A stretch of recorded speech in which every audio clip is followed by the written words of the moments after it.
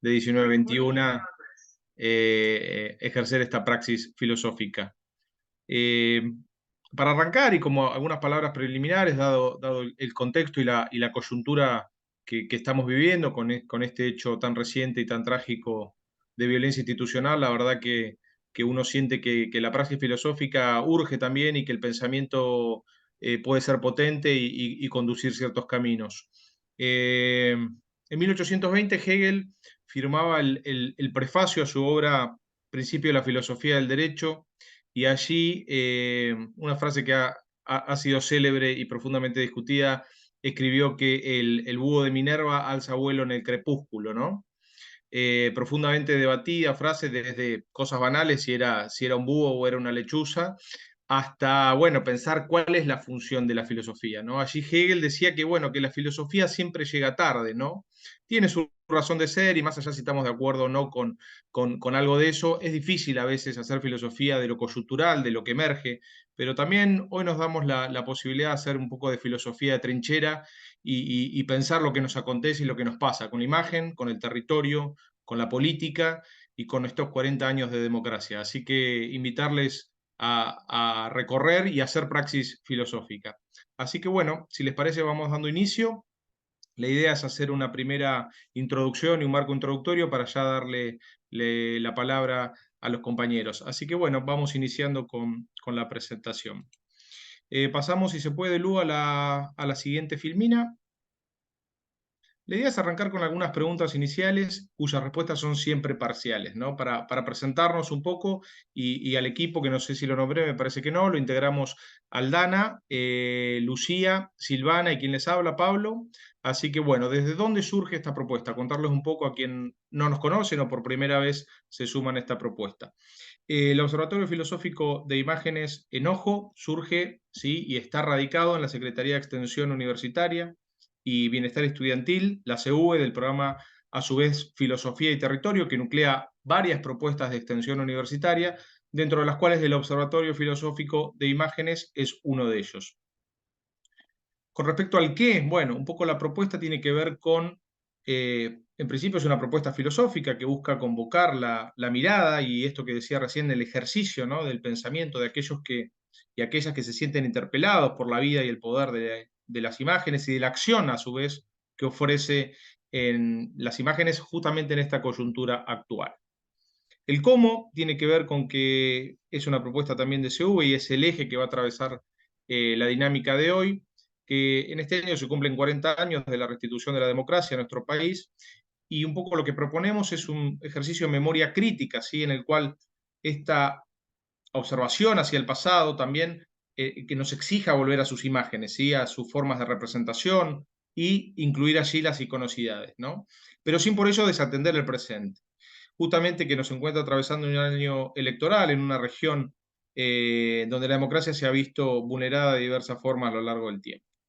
Entonces, en este sentido, lo que proponemos justamente con este eje rector de los 40 años de la democracia, podríamos llamarle dos ejes de análisis icónico-temáticos, ¿sí?, con el objeto de habilitar un doble ejercicio, podríamos decir, el de filosofar observando y el de observar filosofando. Junto a quienes, bueno, Aldana, Silvana, Lucía, quien les habla, y hoy tenemos el gusto y el profundo agradecimiento hacia ellos de convocar, ¿no?, a pensadores, a creadores y a trabajadores de la imagen para desarrollar lo que hemos denominado como una mixtura conversatorio-observatorio, ¿sí? Entonces le damos la bienvenida. Hoy nos acompañan Diego Flores y Guillermo Galeano, responsables del proyecto de Walking Conurban, junto a quienes hoy vamos a proponerles problematizar aquello que Rancière denomina el reparto de lo sensible, ¿sí? Y esto en un territorio específico, el del conurbano bonaerense. Pasamos, Luz, si se puede, a la siguiente filmina. Muchas gracias.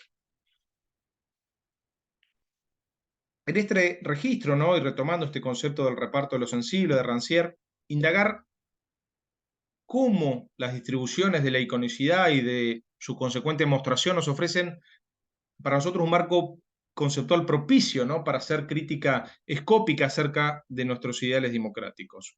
Para Rancière, este reparto de lo sensible es el lugar en el que se juega la política y, por consiguiente, una cierta estética de la política.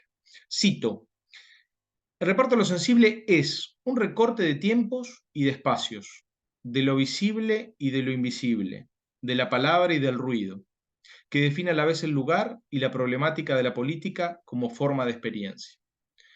La política trata de lo que vemos y de lo que podemos decir al respecto, sobre quién tiene la competencia para ver y la cualidad para decir, sobre las propiedades de los espacios y los posibles del tiempo. Fin de la cita. Pasamos, Luz, si se puede, a la siguiente filmina. Muchas gracias. Lo que respecta a la filosofía y el territorio, voy a compartir otra cita, ¿sí?, de Heisberg, que dice: el territorio envuelve siempre, al mismo tiempo, una dimensión simbólica, cultural, a través de una identidad territorial atribuida por los grupos sociales como forma de control simbólico sobre el espacio donde viven, siendo también, por tanto, una forma de apropiación.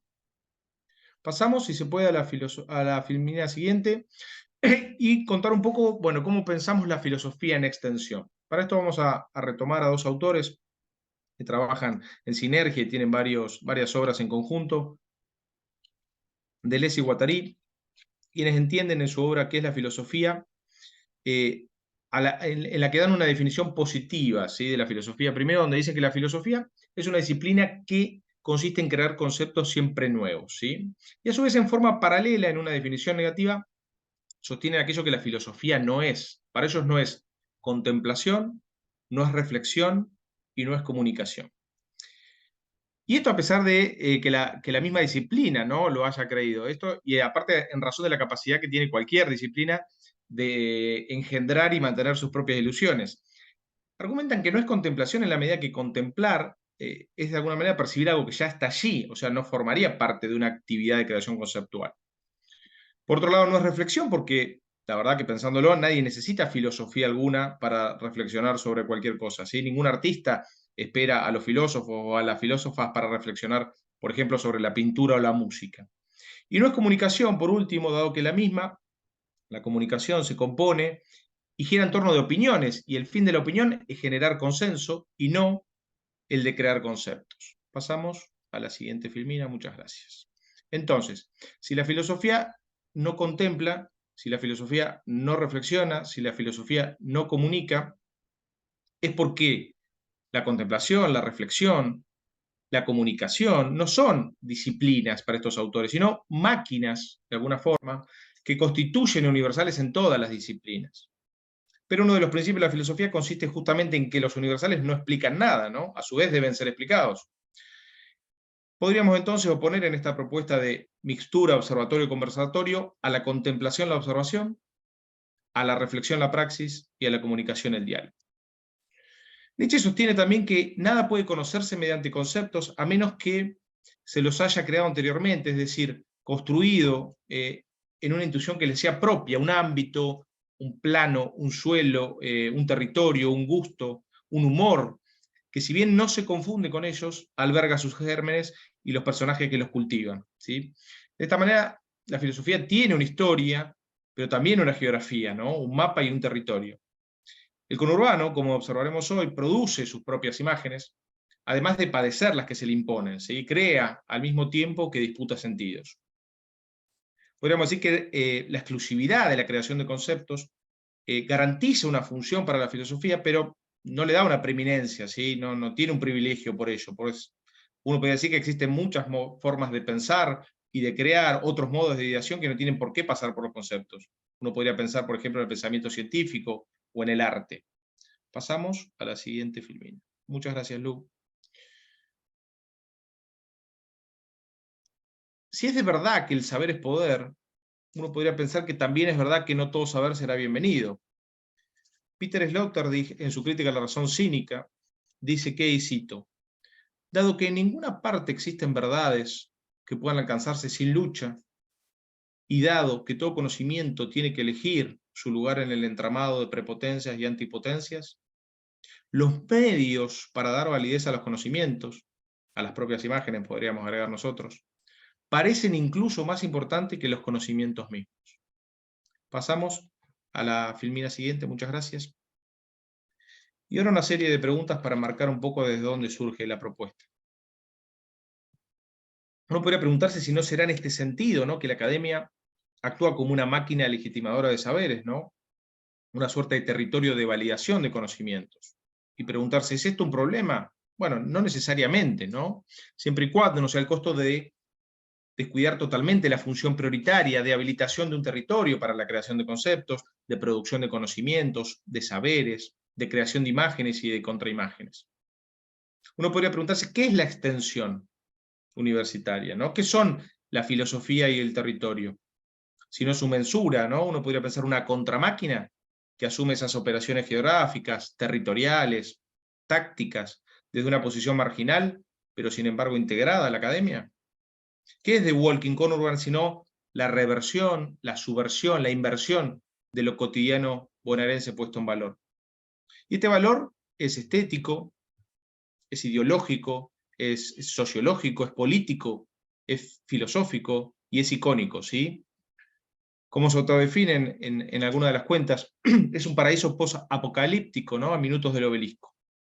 ¿Esto qué nos marca? Nos marca una distancia y por oposición una cercanía, ¿no? El centro con respecto a la periferia y aquella vieja polémica de civilización y barbarie, uno podría decir, ¿no? Es un territorio, el conurbano vivo, en crecimiento constante y por ello en disputa permanente. Una postura alternativa, más crítica, si se quiere, es que la extensión universitaria sea solo un engranaje, ¿no? Que la misma máquina académica se permite a sí misma, ¿sí? Como una suerte de pieza desmontable, que quizás sea políticamente correcto tener, pero no sería esencial en su operatoria legitimadora de saberes. Podríamos preguntarnos entonces si será en este sentido la academia el mapa y la extensión del territorio, y cuánto difieren, ¿son irreconciliables o complementarios? Quizá sean el entre, ¿no? En una suerte de avenida General Paz metafísica, en una relación constante de tensión y complementariedad donde encuentren su distancia y su proceder óptimos. Pasamos, Luz, si se puede, a la filmina siguiente. Muchas gracias. En mis mesetas, Deleuze y Guattari distinguen tres tipos de líneas que atraviesan los individuos, los grupos, las instituciones, las sociedades, y por supuesto nosotros hipotetizamos en el universo conurbano. Las primeras líneas son molares, ya estamos en un registro de territorialización. Estas líneas molares, ¿sí?, operan de arriba hacia abajo, podríamos decir, en un plano de trascendencia, ¿sí?, y siempre vinculadas al ordenamiento de las relaciones profesionales, laborales, a su vez la administración del ocio, la universidad, sus estatutos, la escuela, la fábrica, el hospital, la cárcel, podríamos decir. Estas líneas molares de territorialización operan mediante máquinas binarias, dicen los autores, dicotómicas, dualistas. Siempre implican un tipo de plano, que en este caso es el de la organización general. ¿Sí? Aquí situaríamos a nivel de la máquina, y como hipótesis podríamos ubicar aquí a la academia. Un segundo conjunto de líneas que denominan moleculares, ya estamos en un nivel de reterritorialización. En este caso estas líneas comprenden, dicen ellos, intensidades, disposiciones siempre novedosas, que ya no coinciden punto a punto con el segmento que trazan, ¿sí? Hablan de devenires horizontales, ya no en un plano de trascendencia, sino en un plano de horizontalidad en la inmanencia, ¿sí?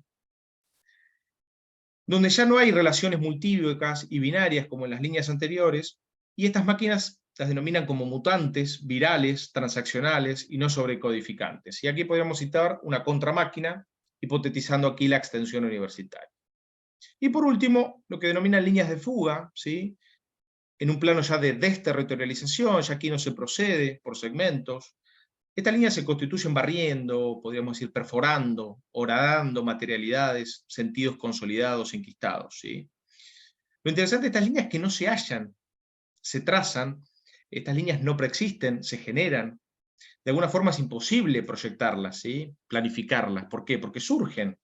No es que preexistan, se componen. Y de alguna forma nunca puede anticiparse qué efectivamente va a operar como una línea de fuga, ¿sí?, ni qué devenires alcanzará en su trayectoria. Aquí sitúan lo que ellos denominan agenciamientos maquínicos. Pasamos a la siguiente filmina. Estos agenciamientos maquínicos operan en el plano de la multiplicidad. ¿Por qué? Porque incluyen tanto las líneas molares como las moleculares. Y esta es la verdadera unidad mínima, el agenciamiento maquínico. Y lo postulan en el lugar de la palabra, en el lugar del concepto, en el lugar de la imagen o del significante. Todo agenciamiento es siempre colectivo porque pone en juego poblaciones, pone en juego afectos, intensidades, saberes, imágenes, territorios. Porque siempre que hablamos, que accionamos, que observamos, que sentimos, que pensamos, que valoramos, lo hacemos desde un agenciamiento. Podríamos decir que el agenciamiento es la imagen imperceptible, la línea imperceptible que atraviesa todas las líneas, todas las ideas, todos los cuerpos, todos los conceptos. De alguna forma es el entramado que sostiene todas las tramas. Un poco entonces en este punto el desafío y la propuesta será, a partir de este doble accionar de filosofar observando y observar filosofando, habitar estos agenciamientos con el objeto de dialectizar este territorio, reterritorializarlo para, en definitiva, poder desterritorializarlo en una praxis filosófica en extensión, porque el agenciamiento es ante todo y primordialmente territorial. Es, si se quiere, en este sentido que asumimos que la geografía del territorio no tiene nada de natural, ¿sí? Es siempre una construcción social y es el resultado de relaciones de poder. De esta manera nosotros proponemos a través del Observatorio Filosófico de Imágenes este espacio geográfico, poblacional, filosófico, simbólico, cultural e icónico. Es en esta línea que hemos convocado a los amigos responsables del proyecto de Walking Conurban, quienes para nosotros observan desde un lugar particular, relacionado con el hacer imagen, con el provocar imagen, con el sentir la imagen desde un territorio particular que es el del conurbano bonaerense. En este sentido entendemos que las imágenes del conurbano, no sabemos si ellos estarán de acuerdo, ahora veremos, circulan por una urbanidad extendida, en algún punto inlocalizable, ¿no? Imágenes que nos enferman, nos esperanzan, nos despiertan, nos interpelan, nos curan, nos hacen reír. Esa, por llamarla de alguna manera, virosidad puesta en acto en las imágenes del conurbano contagia, ¿no? Y es hacia ello que los invitamos hoy para encontrarlas, para analizarlas, para cuestionarlas y para observarlas. Para ir finalizando, y así como argumenta Aristóteles en su Metafísica acerca de que el ser se dice de muchas maneras, Pedro Saborido en una historia del conurbano afirma que no hay uno sino demasiados conurbanos y que cuando alguien dice conurbano aparecen distintas imágenes según quien escuche. Pasamos a la siguiente filmina, Lu, muchas gracias. Ahora sí, en este sentido y para finalizar, compartimos porque la suscribimos lo que sostiene Ramiro Segura en la imaginación geográfica sobre conurbano, prensa, imágenes y territorio. Dice así, cito, el conurbano no estuvo ni está simplemente ahí. Ante la certidumbre de lo autoevidente, propia del sentido común, debemos remarcar que el conurbano fue conurbanizado, construido como una unidad territorial con características, en su mayoría negativas, supuestamente específicas, casi naturales o esenciales. La producción y reproducción de un imaginario territorial que contrapone a Buenos Aires con el conurbano y distribuye dicotómicamente atributos, significaciones y sentimientos. Producción de efectos de frontera que pretenden naturalizar ciertos rasgos como propios y exclusivos del conurbano, evitando pensar y problematizar las relaciones, los flujos y las convergencias entre los términos de la dicotomía, y siendo insensible también a las heterogeneidades y las particularidades subsumidas dentro de la categoría conurbana. Fin de la cita. Entonces, sin más preámbulos, les invitamos a conurbanizar, le damos la palabra y las imágenes también a Diego y Guillermo. Muchas gracias. Hola, ¿qué tal? Buenas tardes a todos y a todas. Gracias por estar acá. Gracias, Pablo y equipo, por la invitación. Bueno, brevemente cuento un poco para quienes no saben quiénes somos ni qué hacemos. Nosotros, junto con Guillermo Galeano, administramos las cuentas de Walking Conurban, que es mayoritariamente se dan las redes de Instagram y de Twitter. Digamos, esas son las dos redes principales que manejamos y que, para dar una idea inicial, hay un registro de imágenes del territorio conurbano, a veces en código humorístico, a veces en código, o intentamos que sea poético, a veces reivindicativo, pero eso es un poco lo que aparece en las cuentas y que nace de manera totalmente azarosa y sin ningún tipo de objetivo ni de diseño previo. A los inicios de la cuenta, nosotros buscábamos terrenos o lugares o espacios abandonados, ganados por la naturaleza, vinculados a ficciones donde nosotros imaginamos que podía suceder distintas anomalías, si se quiere. Digo, esto en términos totalmente lúdicos.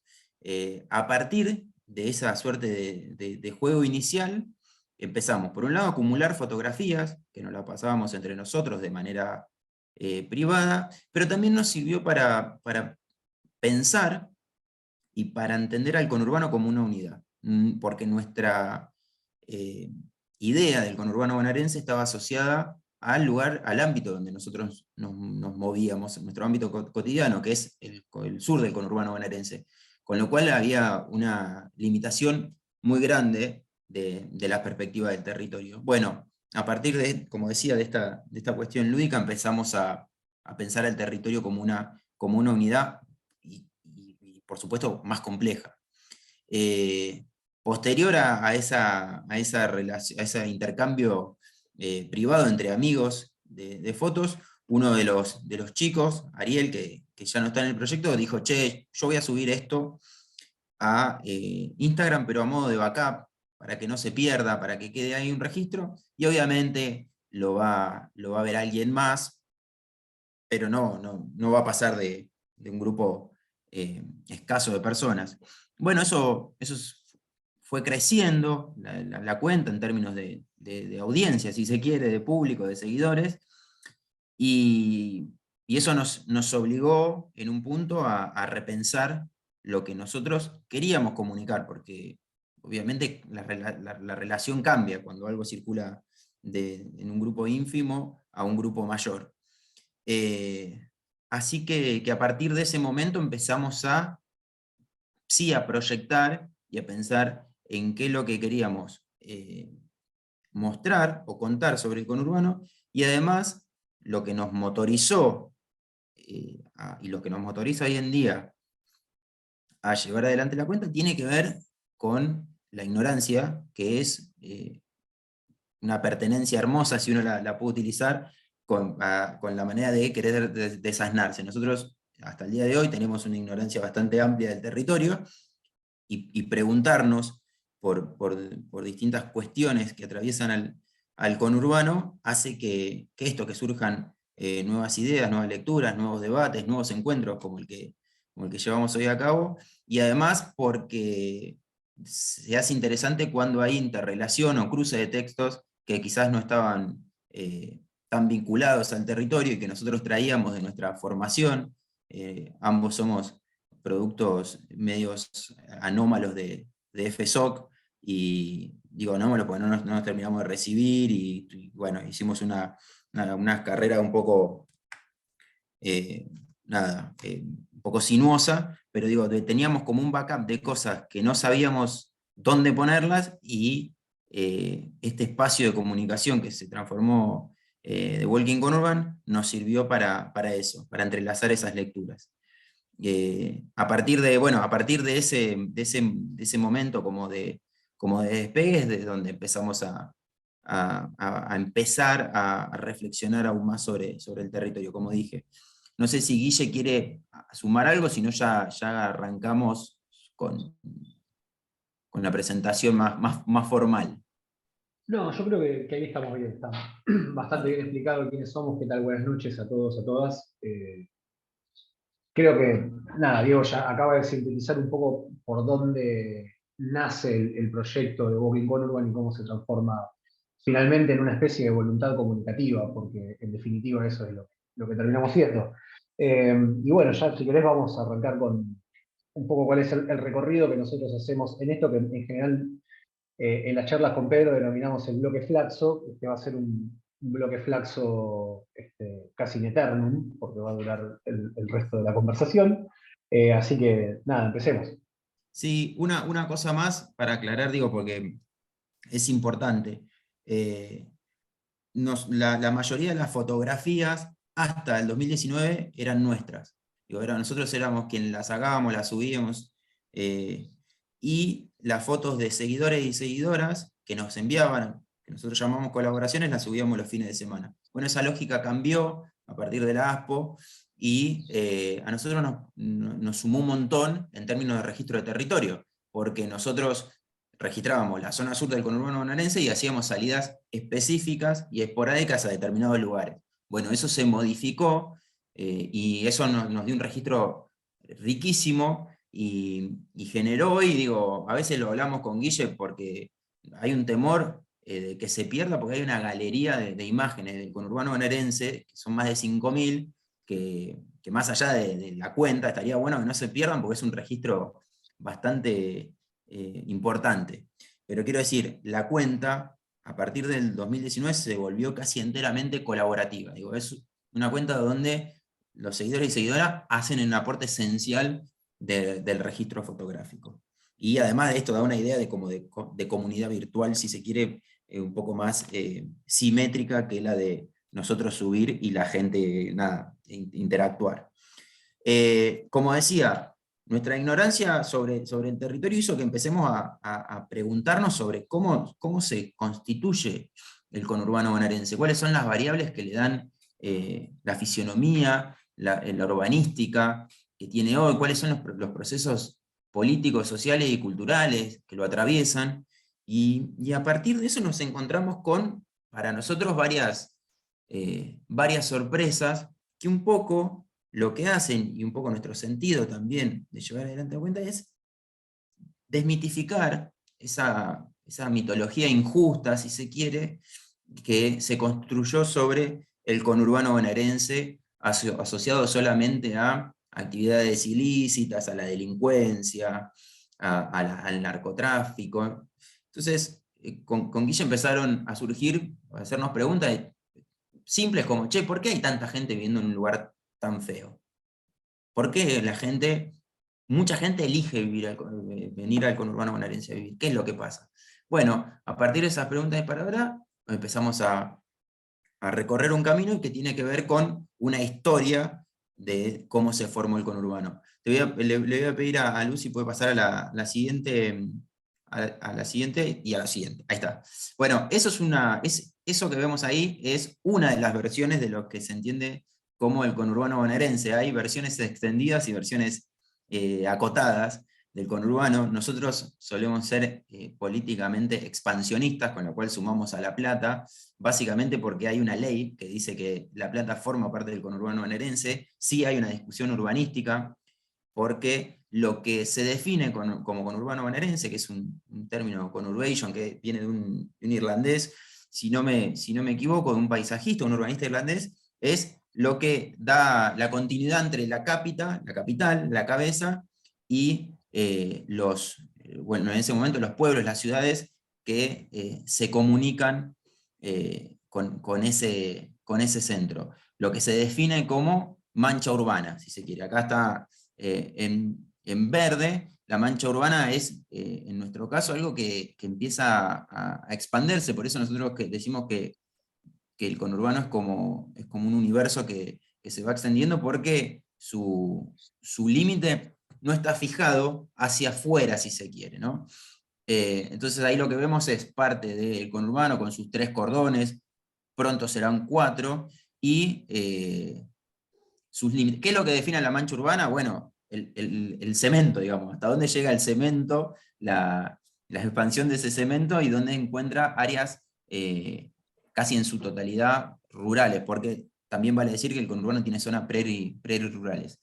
Entonces, ¿cuáles son las 3 variables que nosotros usamos para empezar a entender la conformación de este territorio? Bueno, son 3. Una de ellas, Lu, te pido que pases a la siguiente filmina, por favor. Una de ellas tiene que ver con la población, es decir, cómo se habita el conurbano bonaerense, cómo se extiende, quiénes los habitan, y para eso tenemos que ir hacia 1872, donde, digo, además de los residentes nativos, el conurbano bonaerense pega un gran salto demográfico con la generación del 80, ¿no? Con esa generación que lee las bases de Alberdi y entiende que gobernar es poblar, y hace un llamado a los migrantes, a quienes van a ser migrantes, a Europa, para que parte de esa población que estaba pasando muy buen momento, condiciones de, bueno, ustedes saben, de hambruna y demás, puedan venir a la Argentina y a poblarla. Obviamente las expectativas de esa generación era que vengan profesionales, poetas, digo, y la gente que vino era gente vinculada al anarquismo, al sindicalismo, al ruralismo, con lo cual no fueron colmadas esas expectativas, pero sí se encuentran con una situación que se va a repetir a lo largo de la historia, que es esa gente, esa migración, esa primera migración de ultramar, no encuentra lugar en la capital federal para vivir. ¿Por qué? Porque los terrenos empiezan a ser caros, porque no hay lugar, porque los lugares para habitar no se parecen a esos lugares de donde venían. Digo, hay un choque que produce que se empieza a expandir ese gris que vemos ahí más oscuro, que es la mancha urbana. Entonces tenemos como primer hito una migración ultramarina que va a parar a lo que sería el primer cordón del conurbano bonaerense. Una segunda migración que tiene que ver con la migración interna, la del cambio de modelo productivo en el país hacia la década del 20 y del 30, cuando cambia el modelo productivo de agroexportador al de sustitución de importaciones, la gente no tiene laburo y se traslada al conurbano bonaerense en busca de mejorar sus condiciones de vida, de conseguir laburo. Digo, y ahí de nuevo aparece el conurbano como ese lugar de posibilidades, o por lo menos que les permite un lugar para vivir. Y la tercera migración, ya hacia la década del 60 y 70, que es la migración de los países limítrofes, ¿no? Que también llega al conurbano bonaerense y empieza a expandir esa mancha.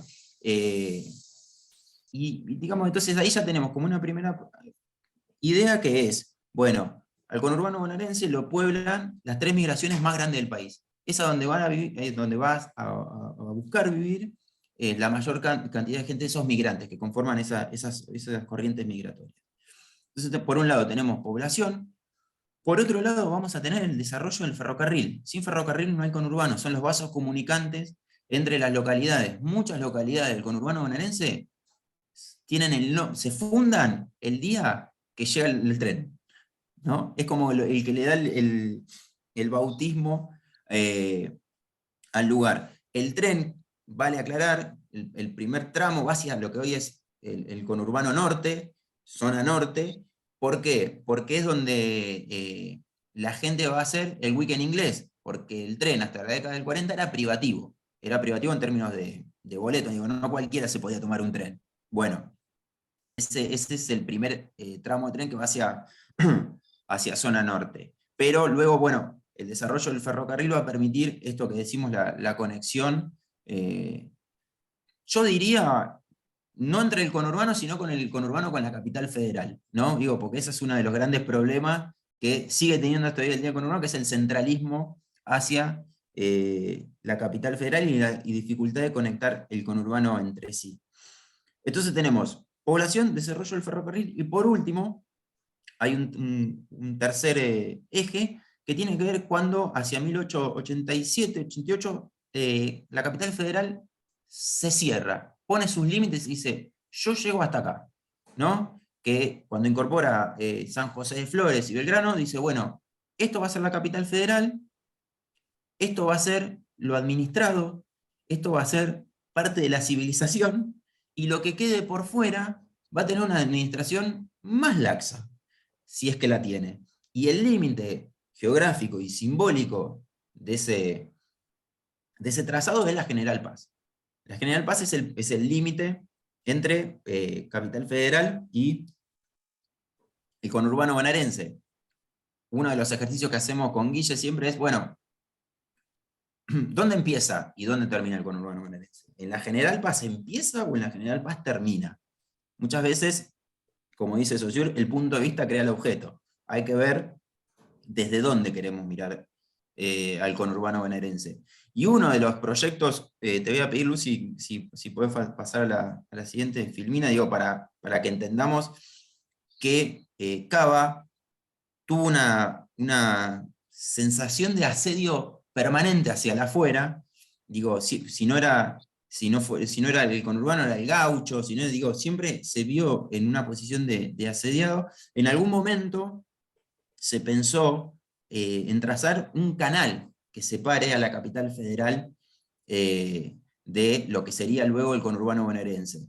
En ese sentido, el límite ya iba a ser mucho más elocuente, si se quiere, porque iba a haber agua de por medio y las limitaciones para el traspaso del agua iban a ser mucho más complejas. Pero en principio hablamos de estas tres grandes variables para entender cómo se comienza a constituir el conurbano bonaerense como lo conocemos hoy día, y cómo pasó esto de ser un pago, 4 pagos, que era lo que es hoy la tierra del conurbano, a ser una serie de cordones urbanizados y de una complejidad que iremos desarrollando hasta acá.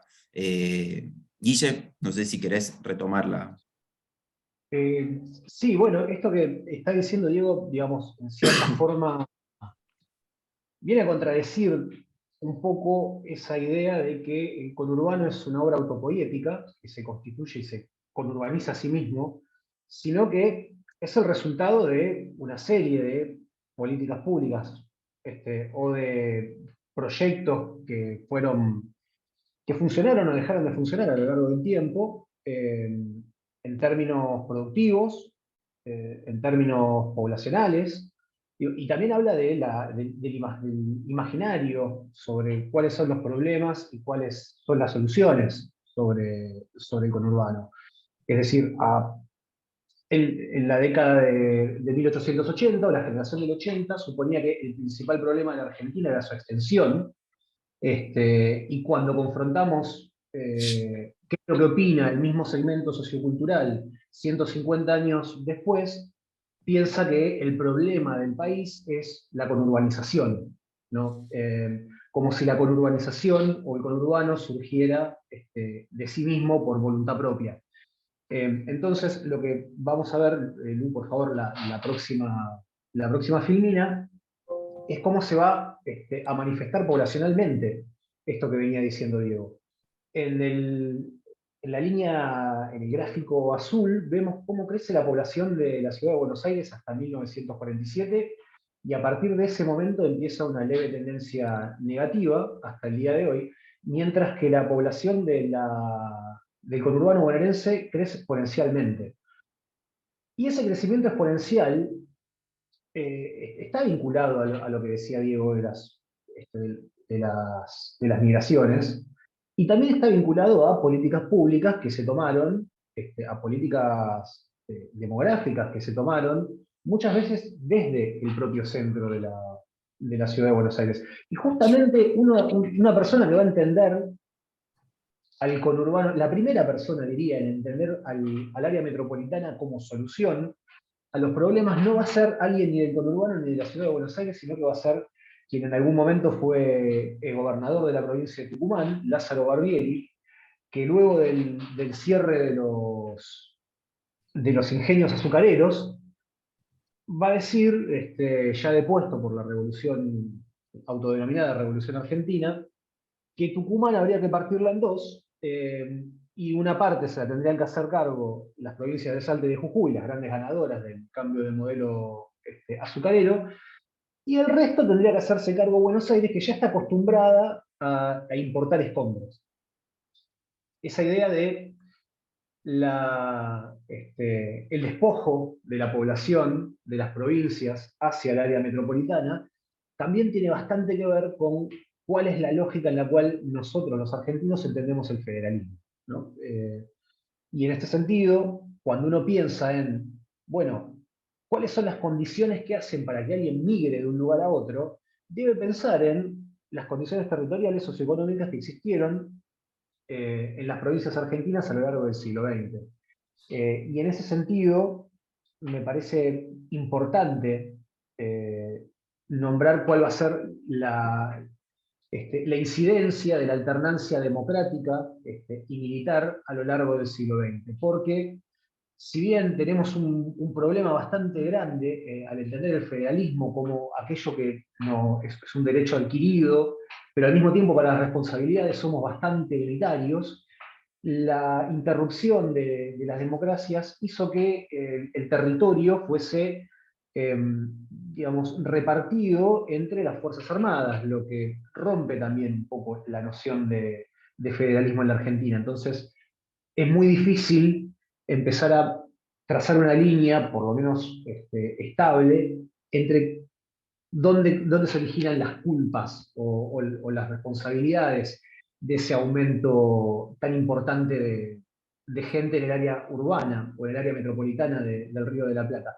Lo que sí es cierto es que, si bien la parte en la que narraba Diego sobre la llegada de los trenes y las primeras migraciones se, se juntan o adjuntan y construyen un periodo expansionista del conurbano y positivo en términos productivos, la segunda parte del siglo XX, y sobre todo en el momento en el cual se empieza a denominar conurbano al área que rodea a la ciudad de Buenos Aires. El primero en hablar de conurbano fue Oscar Allende, en 1962. Hasta ese momento se hablaba de lo que hoy es conurbano como las afueras de la ciudad o la periferia. De hecho, el Tango Sur ni siquiera habla de conurbano, habla de la inundación que está más allá de Pompeya. La inundación es Valentín Alsina. Ese segundo periodo, ya pasada la década del 60, es un momento expansionista en términos demográficos, pero muy condicionado por el cambio de modelo productivo, del modelo industrial al de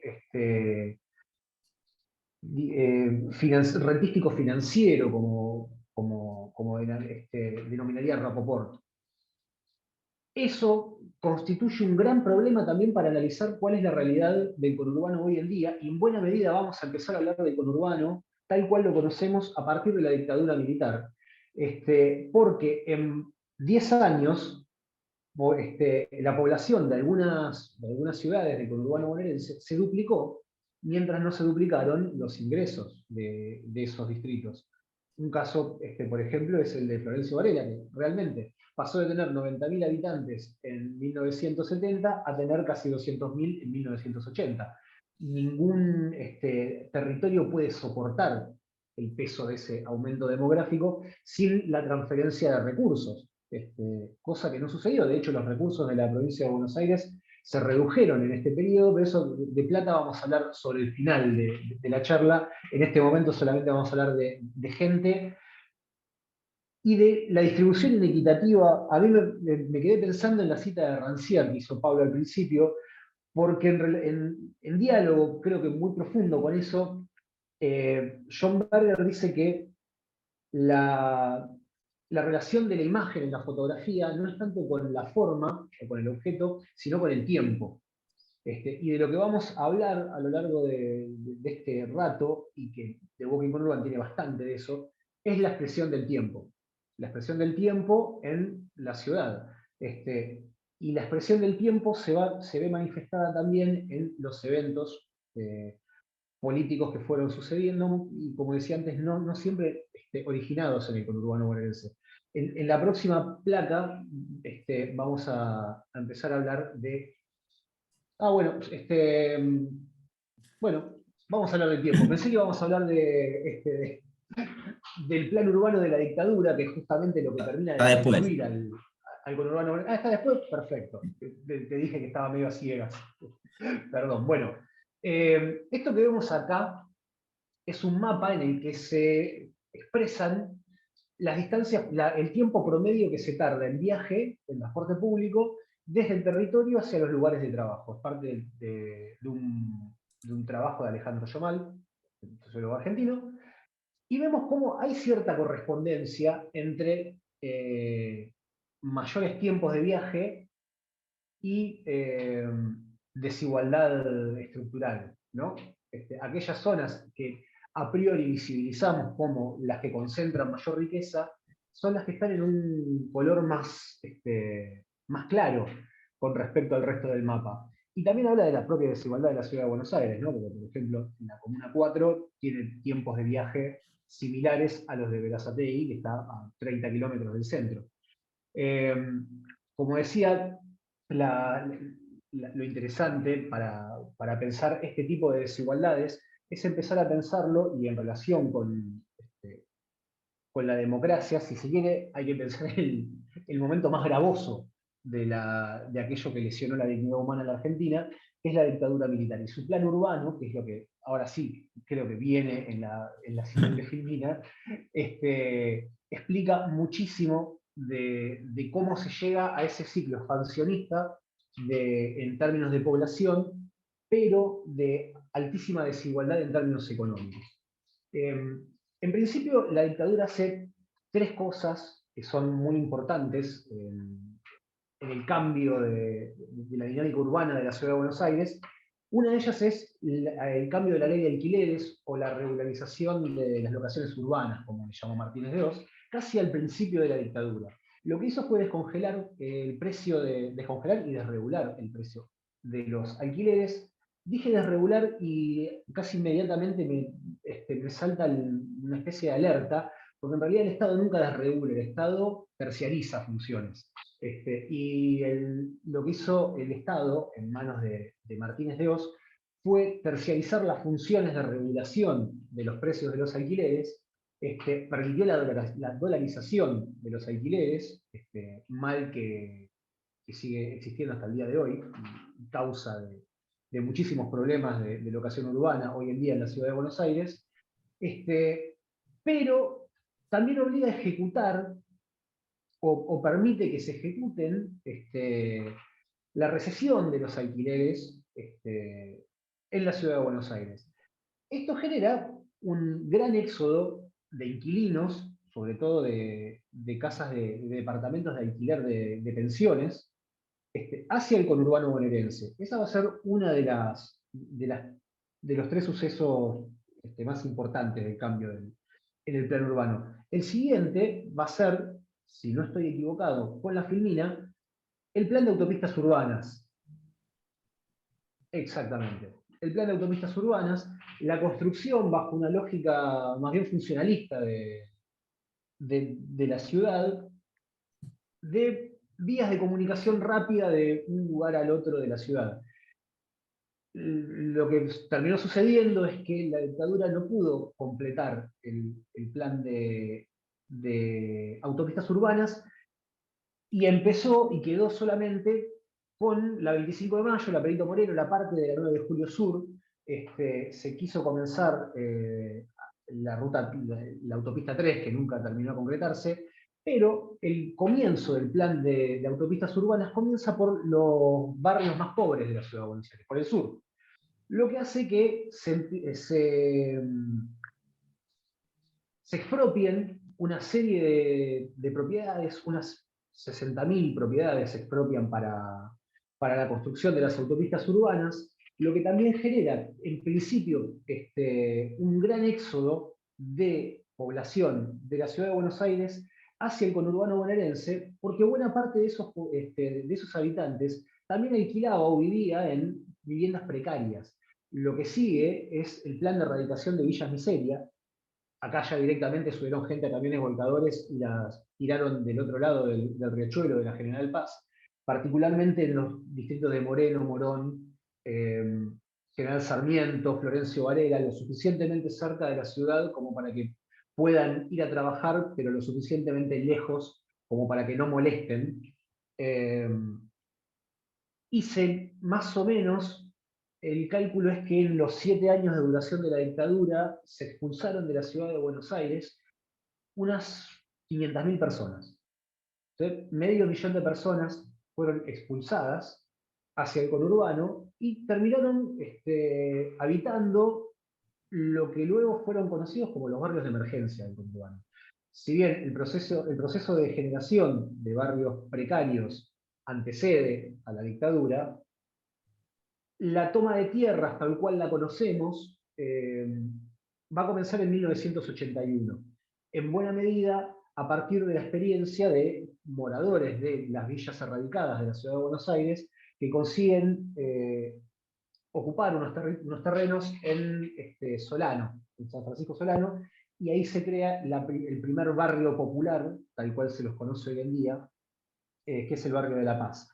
Esto mirado en retrospectiva, pero también pensado en cómo se simboliza hoy el espacio urbano en el conurbano bonaerense, nos va a dar la idea de ese espacio dual o de ese espacio antitético en el que hay pequeños enclaves de marginalidad urbana cercanos a pequeños enclaves de lujo urbano por esa trama que funciona entre villas y countries. El country también es un permiso que las leyes de la dictadura le otorgan a las grandes constructoras o desarrolladoras urbanas a partir del decreto 8.912 del año 77, perdón, que lo que hace es limitar el crecimiento de los cascos urbanos y le prohíbe a la provincia y a los municipios hacer loteos de los terrenos de escaso valor comercial sin antes generar la servidumbre, es decir, darle los servicios a esos lotes. Lo que va a permitir es que los desarrollos urbanos o los desarrollos privados que cambien esa lógica de el country como lugar de esparcimiento para generar barrios cerrados de viviendas de habitación constante. Y eso le va a dar la forma dual al conurbano que conocemos hoy en día, también con el crecimiento de las autopistas urbanas. Los countries uno los suele ubicar muy pegaditos a la autopista urbana, y al barrio popular o al barrio precario como la antítesis de ese conurbano. Vale decir que, y ya que estamos hablando de 40 años de la recuperación de la democracia, de las 4.000 y pico de leyes vigentes hoy en día, el 10% son producto de la dictadura. Unas 470 leyes nacen y todavía tienen el espíritu, si bien fueron reformadas en gran medida, tienen el espíritu de la dictadura. Y esa es una de las grandes deudas que tiene la democracia hoy en día y que también nos habla de dos cosas, de una ambivalencia en cuanto a lo legítimo legal y también de una forma diferencial que va a tener el conurbano para generar a veces leyes propias cuando no son alcanzadas por las leyes legitimadas por los mecanismos o por las instituciones. Y acá me parece que es ya donde podemos empezar a pasar a la siguiente parte de la charla. Sí, una cosa para agregar, Guille, que nada, el producto de estas, de las leyes, sobre todo con la ley de alquileres, de la dictadura y también vinculándolo con los 40 años de la democracia, es que hace que Cava hoy se vuelva la ciudad más expulsiva del país, la zona más expulsiva del país, más que Formosa, más que parte del NOA, y digo, esto también, para empezar a construir los imaginarios sobre el conurbano, es mucha gente que va a vivir, y de nuevo, o que elige vivir en el territorio conurbano. Entonces la lectura que uno hace es, che, si el conurbano es el territorio receptor de las migraciones internas, producto de que las provincias no pudieron quizás readaptar sus sistemas productivos al cambio de época, si es la receptora de la población que no puede ingresar a una ciudad que la expulsa porque sobra espacio, pero no alcanza el dinero, ¿por qué después se le reclama a ese mismo territorio una serie de soluciones que quizás no llega a dar del todo, porque como lo que decía Guille, manejan los mismos presupuestos y tienen el doble de gente, que llega además en oleajes grandes? Digo, esto obviamente sin culpar a las personas, sino a la situación que las obligan a migrar. Entonces, un poco adelantándome a lo que siempre decimos, y perdón por esta disgregación, pero digo, a veces el conurbano se piensa como problema y muchas veces fue la solución de muchas personas, para muchas personas. Entonces, eso es un poco la idea de desmitificarlo, de construir y pensar al conurbano desde otra perspectiva. Ahora sí, esto asociando o enganchándolo un poco con lo que dice Guille, o lo que decía Guille, esto aparece, sobre todo me parece hoy en día, en las periferias, un tema con la ley. La ley en su sentido más amplio, que tiene que ver con esto, con que si se quiere, en el orden de la biopolítica, no llega hacia las periferias, no llega de la misma manera, o llega dosificada, o llega más tarde, y esto se lo robamos a Pedro Saborido, la vida llega antes que los planes, y entonces las prácticas y la legislación se vuelve, digamos, un poco laxa. Parte de estas imágenes que vamos a ver ahora tienen que ver con las imágenes que nos llegan a la cuenta, que nos fueron enviando. Bueno, verán que acá hay una cosa bastante divertida. Aquí yo voy a interrumpirme, No, habla, Camilo. hay, hay dos cosas ahí interesantes. Una que tiene que ver con que, con que conviven, digamos, como los dos tipos de ley. La ley propia, que tiene que ver con el tipo o el tipo, la tipa que puso prohibido estacionar, hijo de puta, y que lo filmó, y que además está intervenido por un letrista, digo, no es siquiera un arrojo de ira, sino que eso estuvo pensado, diagramado, y posteriormente entendemos nosotros, o como complemento, llega la municipalidad y pone el cartel de prohibido estacionar como refuerzo. Y habla un toque también de uno de los problemas urbanos de casi todas las ciudades del mundo desarrollado, que es la primacía del auto por sobre el espacio, ¿no? Yo a veces que lo pienso en términos de... Seinfeld es una serie que está plagada de gags sobre el estacionamiento, porque Nueva York tiene un problema tremendo con respecto al estacionamiento. Gente que no quiere sacar el auto de donde está estacionado por miedo a no volver a estacionarlo nunca más.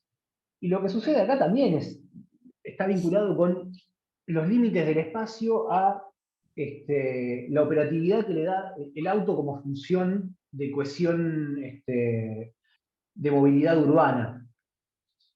Posiblemente este tipo ya esté podrido, ¿no? De que le pongan, de que le estacionen el auto en la puerta y no lo dejen salir o no lo dejen entrar, pero habla un poco de los límites del espacio urbano con respecto a nuestras prácticas.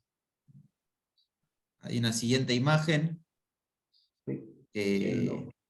bueno, que va también en ese orden, que tiene que ver también quizás con otra de las problemáticas, que es la recolección, no sé si todos y todas lo pueden ver, que es con el tema de la recolección de basura, digamos, se replican en ambos. Primero que eso es llamativo en el conurbano porque repentinamente y por una decisión totalmente arbitraria, de golpe se empieza a tirar basura en un lugar, ¿no? Digamos, nadie elige ni nadie dice, bueno, en este lugar de aquí en más serán depositados los restos. No, es completamente azaroso.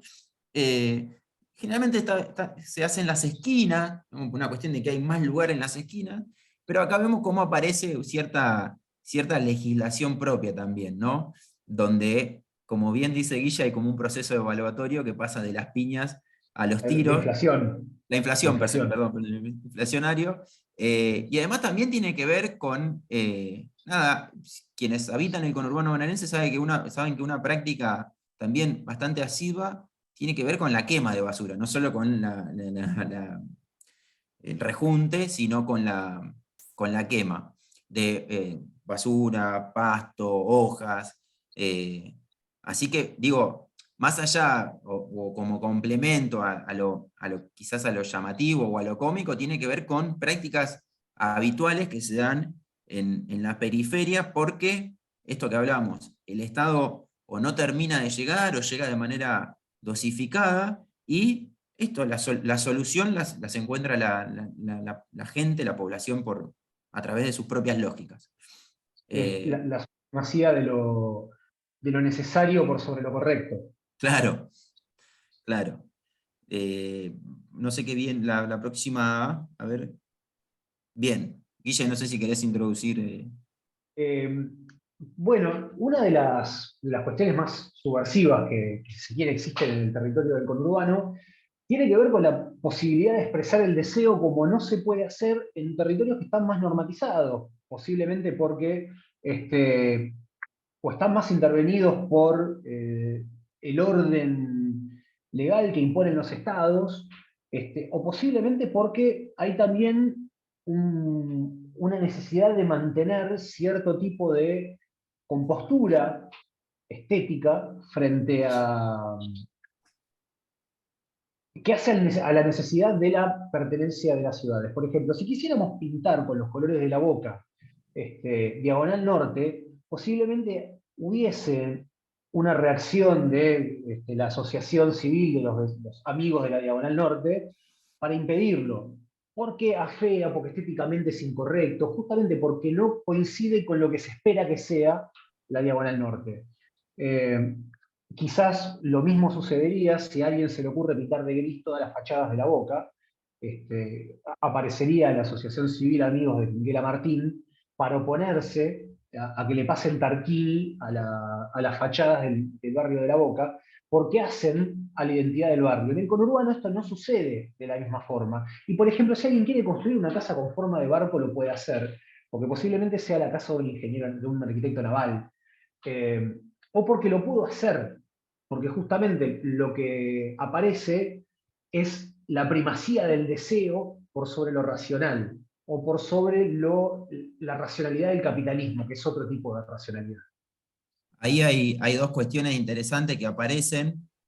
Una tiene que ver como veíamos con, esto como complemento a lo que dice Guille, quiero decir. Digo que tiene que ver esto con la idea del valor de reventa de una casa que tiene forma de castillo o forma de barco. Es nulo o, o se limita mucho, digamos. Alguien que hace una casa con forma de barco posiblemente no la pueda volver a vender, y de hecho nosotros hablando con la gente de la zona, nos informaron que el terreno que estaba al lado de la casa del barco valía 10 lucas verdes más barato porque justamente estaba al lado de la casa con forma de barco, con lo cual genera todo un impacto en términos de especulación y de lógicas del capitalismo. Y acá nosotros hacemos como que utilizamos de manera un poco provocativa, si se quiere, a Bataille cuando habla del gasto improductivo, ¿no? Es una noción que incorporamos que tiene que ver con esto. Digo, posiblemente ustedes lo sepan más que yo, pero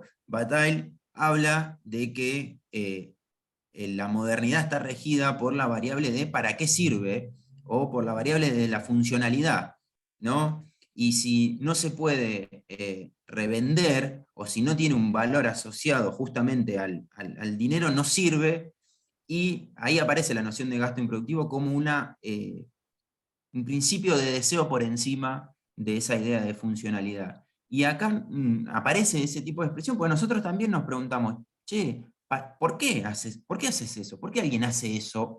Estos son dos tanques, como ven, de agua, con forma. ¿O por qué alguien gasta parte de su tiempo, de su dinero, seguramente se tenga que pelear con albañiles, con parte de su familia, para hacer un tanque con forma de pava, ¿no? Y ahí aparece una idea también vinculada, si se quiere, al concepto de trascendencia, ¿no? A la idea de dejar algo en el barrio como, no sé si que lo justifique, pero que hable de él, de su familia, de su historia. Y estos tanques de agua tienen un vínculo con la historia, digamos, tienen un sentido, no son construcciones arbitrarias, sino que intentan de alguna manera narrar parte de la historia, de los oficios, de las personas que los construyeron o que viven en ese lugar. Y además, y con esto ya termino, estos lugares tuvieron durante mucho tiempo, antes de la llegada de los smartphones, una importancia de georreferencialidad del territorio. Digo, un tanque con forma de pava era un lugar para georreferenciarse con el territorio. quienes vivimos de nuevo en el conurbano saben que muchas veces las plazas, una estación de servicio, una casa con algo destacable, servía de guía para la gente que no era de la zona, con lo cual, digo, tenían una importancia vital no sé si vital, pero importante para la comunidad y para la comunicación urbana. Entonces, digamos, me parece que, y estas cosas, este tipo de construcciones, como decía Guille, aparecen en las periferias, no aparecen tanto en el centro. ¿Por qué? Porque los centros, como las ciudades, están cada vez más normadas. Esto hablaba hace un tiempo, una nota que nos compartimos, Federico Pore, que preguntaba por qué los centros se parecen cada vez más. ¿Por qué? Porque se empiezan a parecer a no lugares. ¿No? Sarlo habla de los shopping como no lugares, y aparece esta idea de, digo, un Starbucks es igual en Oslo que en Berazategui, digamos. Lo que cambia es que cuando salís, de uno estás en Oslo y en otro estás en Berazategui, pero adentro es el mismo café, son los mismos vasos, y es la misma tranquilidad de que sabés lo que va a pasar, ¿no? Pasa con los McDonald's, pasa con los shopping. Bueno, las periferias presentan estas suertes de variables, si se quiere, anómalas, y son parte de una característica del conurbano bonaerense, que es romper con esa idea homogénea de una suerte de dictadura del Durlock que se está dando cada vez más en los centros del conurbano bonaerense. Pasamos, si quieren, a la siguiente filmina. Y acá ya Guille, estamos en la cuestión sí. del espacio público. Esta es otra de las grandes categorías que nosotros tratamos de mencionar, por lo menos en la cuenta, y es la posibilidad que tiene el conurbano de apropiarse de aquello que, de otra forma de apropiarse del espacio y del deseo. Porque lo que vemos, por lo menos, por ejemplo, con las piletas en la calle, es que hay una doble transformación del espacio público. No es solamente el espacio público ganado como el espacio de las interacciones políticas, como el ágora, o como puede ser el lugar donde aquello que está permitido habitar, a diferencia del espacio privado constituido en la grilla hipodámica, ¿no? La calle es el lugar donde, bueno, uno puede transitar, y en buena medida la modernidad tardía ha hecho de la calle un espacio de desplazamiento, un espacio yermo, pensado vertical, o unilateralmente en términos lineales y verticales, donde uno va del punto A al punto B. Y cuando uno piensa en la calle horizontalmente, empieza a haber relaciones de vereda a vereda, y una de ellas es la pileta en la calle. Un lugar que es habitado por los niños del barrio, en donde juegan, que un poco también habla de ese lugar conurbano negado, en el cual la calle es solamente un lugar de horror, de miedo. eh, Sin embargo, es un lugar donde los chicos juegan, donde la gente se divierte, donde la gente la pasa bien. Y pasarla bien en público también, en nuestra sociedad, que está en buena medida constituida a partir de la moral victoriana, disfrutar en público es casi un insulto. Y hacerlo gratis más todavía. Porque victorianismo y capitalismo tienen una especie de elección mutua, y en eso en los espacios periféricos se rompe. Y si bien nosotros no lo trajimos a colación para esta charla, no es un problema que suceda solamente, o un problema del conurbano el espacio público, es un problema de las grandes urbes del mundo. Y piletas en la vereda se pueden encontrar también en otras capitales europeas como Ámsterdam, como Londres, en ciudades como Liverpool, en Nueva York, en Lisboa. Hemos hecho una gran recopilación de piletas por el mundo, porque también sirven para confrontar la idea de la barbarie. ¿Sí? Porque desde cierta mirada estigmatizante, que supone el espacio público como un espacio impoluto, esa utilización del espacio público es vista como parte de la barbarie, como los negros disfrutando a plena luz del día. Y al ver que esa situación se repite en aquellos lugares que son hipotéticamente el mundo anhelado, la racionalidad europea, se rompe esa burbuja, se rompe esa magia. Y desde la mirada peyorativa no tiene muchas salidas.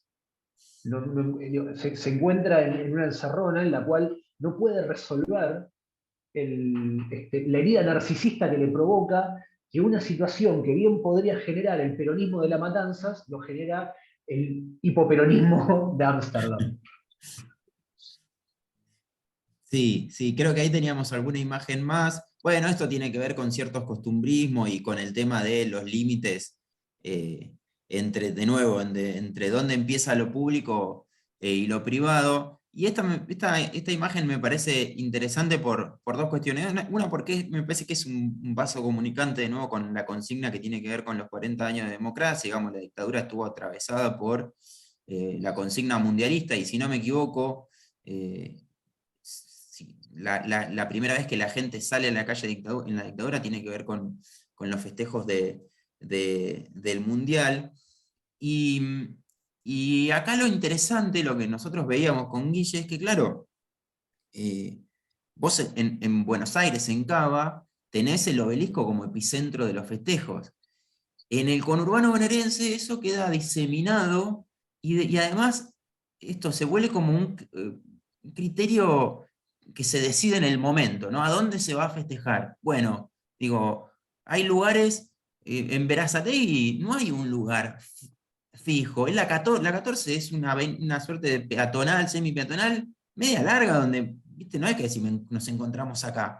Y nosotros vimos esto, que en el conurbano bonaerense la gente iba como buscando ciertos lugares para juntarse a festejar de nuevo en la vía pública. Y resaltando esto que decía Guille con en términos del uso de la vía pública, digo, estamos en tiempos donde el atomismo social nos convoca al goce privado, a encerrarnos en nuestras casas, al consumo privado, digo, y esta suerte como de despertar, no sé si despertar, pero digo, como de salida y de retomar la calle, nos pareció como un súper interesante, digo. Así que bueno, Guille, no sé si, sí, dale vos, y yo, si querés, Sí, ya bueno, terminamos, nos quedan 15 minutos, creo, no mucho más, menos, 10 minutos. en buena medida, parte de lo que se piensa como el territorio conurbano es eso que veníamos hablando, ¿no? Si hiciéramos una imagen típico ideal del conurbano, hablaríamos de calles de tierra, de infraestructura deficiente, de muchísima desigualdad, de intendentes eternizados en el poder, y posiblemente, si uno le pidiese a la audiencia que le ponga nombre a ese municipio típico ideal, eh, muy poca gente diría San Isidro, pero San Isidro es el municipio típico ideal del conurbano, y en general no se suele mencionar a la zona norte como conurbano. Pero, eh, a forma reivindicativa, el conurbano no es solamente eso, el conurbano son 16 universidades públicas, gratuitas, en las que se genera conocimiento en el territorio para el territorio, desde el territorio, y no es un dato menor porque a lo largo de la historia, no solamente en el conurbano, sino en la historia de las periferias mundiales, la epistemología estuvo en un lugar y el objeto de estudio estuvo en otro. Y la posibilidad de estudiar un fenómeno in situ, y proveniendo quizás también culturalmente del interior de ese fenómeno, lo hace todavía más interesante porque nos interpela mucho más a la hora de investigar o de apreciar el fenómeno. Lo mismo, el observatorio de geodesia más importante del hemisferio sur está en el Parque Pereira Iraola, que es ese espacio verde que está al costado de la rotonda de Alpargatas, que uno ve cuando va para Mar del Plata por Ruta 2.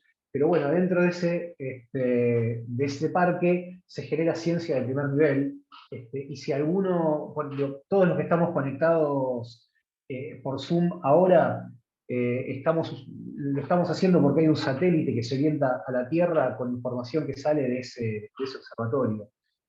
Y se genera, la hacen científicos argentinos, también formados en la universidad pública, con financiamiento estatal, como también para empezar a ya adentrarnos en la otra parte de qué son los 40 años de democracia, o cuáles son los temas a abordar de estos años. Lo mismo con Tecnópolis, lo mismo con los parques industriales, como manifestación de una nueva forma de entender el espacio industrial, que surgió a partir de un cambio de modelo productivo, porque es cierto que las grandes superficies industriales quedaron de modé, y sobre esas grandes fábricas de la década del 30 y del 40 se construyeron pequeñas fábricas un poco más chicas, pero que le dan trabajo a muchísima gente en el conurbano, porque el conurbano es, para la Argentina, el 25% de su PBI, y es casi el 70% del PBI de la provincia de Buenos Aires. En cierta forma, el proyecto modernizador de la ciudad de Buenos Aires está sostenido por el conurbano, porque en buena medida la ciudad de Buenos Aires tiene el privilegio de no tener que sostener, o está subsidiada al no tener que sostener al área que la conurbaniza, porque administrativamente pertenece a otro distrito, y porque todos los días van del conurbano bonaerense a la ciudad de Buenos Aires 3 millones de personas, 1,5 millones a trabajar, porque de los casi 3 millones de puestos de trabajo que hay en la ciudad de Buenos Aires, 1,5 millones de esos puestos de trabajo están ocupados por gente que vive en el conurbano. Entonces, no solamente genera el PBI de la provincia de Buenos Aires, sino que genera también parte del PBI de la ciudad de Buenos Aires. Esto como para empezar a tener en cuenta, o para tener en cuenta, no para empezar a hacerlo, sino para tenerlo en cuenta siempre, que cuando, o en momentos en los que se plantea que la conurbanización del país es el principal problema, uno debería decir que ojalá el país se pareciese al conurbano. Ojalá se pareciese al conurbano por la dinámica que tiene, por la vitalidad que tiene, por el impulso creador que tiene, porque es su área económica más dinámica, porque le ha dado Marroco Catrera, diría el tango, le ha dado un lugar donde dormir, donde comer, donde desarrollarse, donde cumplir sueños, con dificultades, por supuesto, a millones de personas, porque genera comida para 12 millones de personas. Diego decía al principio que cuando pensamos en el conurbano, en general pensamos en asfalto, y nos olvidamos del área periurbana. En la periferia del conurbano, en lo que hoy en día es el Cuarto Cordón, pero que está entre Hudson, Varela, La Plata, Almirante Brown, La Matanza, Moreno, es la zona de cultivo de hortalizas que le dan de comer a 12 millones de personas. La tercera cuenca láctea de la Argentina está entre La Matanza y Almirante Brown. Entonces, tener en cuenta todas estas cosas también nos permite pensar que si asumiésemos que fuese cierto que la única salida de la Argentina es Ezeiza, bueno, hasta para rajar hay que venir al conurbano. Así de importante es el área que rodea la ciudad de Buenos Aires. Nada, brevemente para cerrar y ya dar pie, en el trayecto en que nosotros fuimos intentando pensar al conurbano bonaerense, nos encontramos o revisamos cuáles eran los discursos, las narraciones con que se empezó justamente a contar el territorio bonaerense. Y encontramos algo sumamente llamativo, que tiene que ver con que había una ausencia de una narrativa propia. Digo, el conurbano bonaerense generalmente era narrado desde el centro, desde la capital, por personas que no lo habitaban. Digo, esto había un atravesamiento en la literatura, en parte de la ciencia, en parte de los discursos mediáticos. De las primeras narraciones, digo, en la cultura popular, como un poco como decía Guille, aparece en el tango sur, como una tragedia, más que como un lugar, digo, la inundación, aparece en el diario La Nación con el envío de un cronista en la década de los 70 que venía con una suerte de estirpe de Marco Polo, a ver qué pasaba en el conurbano bonaerense con cierta fascinación y exotismo. Más acá, los discursos mediáticos vinculados a policías en acción, calles salvajes, donde el conurbano siempre es de noche, donde hay una ausencia al día y donde siempre está vinculado a la violencia, el delito, la carencia, y cuando no aparecen esas formas es bajo la ridiculización, ¿no? Como una suerte de buen salvaje. Entonces, nosotros detectamos que a partir de la crisis, sobre todo del 2001, empiezan a proliferar discursos, narrativas, desde el conurbano, que producen cierto temblor, porque se empiezan a narrar cosas distintas, empiezan a asomar otra cosa de esa caricatura que hicieron del conurbano bonaerense. Y parte de eso que se constituyó, a través de Oyola, a partir de Dolores Reyes, a partir de Juan de Diego Incardona, la gente que empieza a contar al conurbano como un lugar habitable. Creo que ahí nosotros un poco nos acoplamos a eso a través de otro tipo de herramientas como son las redes, y empezamos a hacer una suerte de esto, más allá de la reivindicación, más que nada de empezar a complejizar esa idea de ese imaginario que se había constituido sobre el conurbano bonaerense como un problema. Digo, y con esto ya cierro, hace un tiempo salió una nota de Fernando Iglesias, en Perfil, creo, donde hablaba de el peligro de la conurbanización de la Argentina, y la nota era acompañada por una foto de una villa que, paradójicamente, era de Capital Federal. Pero el imaginario lo asocia al conurbano bonaerense, no asocia una villa a la Capital Federal, sino al conurbano bonaerense. Bueno, un poco nuestra idea, también lo que nos motoriza es discutir ese tipo de construcciones y de discursos que proliferan en relación al conurbano bonaerense. Así que eso, nada más, continuamos con la dinámica.